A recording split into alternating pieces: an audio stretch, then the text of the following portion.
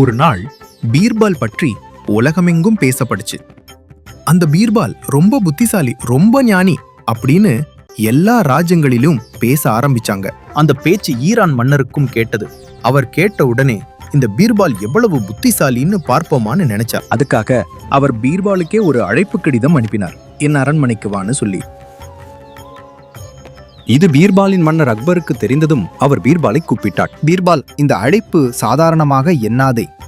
என்னமோ ஒரு சதி இருக்கிற மாதிரி தோணுது.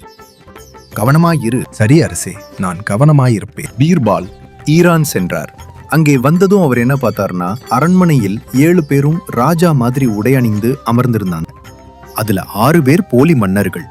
உண்மையிலேயே ஒருத்தர் தான் ராஜா. பீர்பால் யாருக்கும் எதுவும் சொல்லாம அமைதியா ஒவ்வொருத்தரையும் கவனமா பார்த்தார்.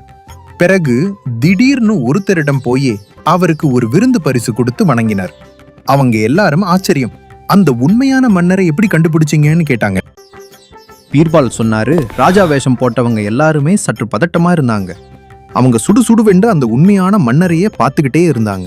ஆனா ஒருத்தர் மட்டும் அமைதியா தன்னம்பிக்கையோட உட்கார்ந்திருந்தார். அவரை பார்த்ததும் தெரிஞ்சிச்சு, இவர்தான் உண்மையான மன்னர். அதை கேட்டதும் ஈரான் மன்னர் ரொம்ப வியந்தார். பீர்பால், நீ ரொம்ப அறிவாளி. உன்னை சோதிக்க நினைச்சதுக்காக மன்னிச்சுக்கன்னு சொல்லி அவரும் பீர்பாலும் நல்ல நண்பர்களா ஆனாங்க.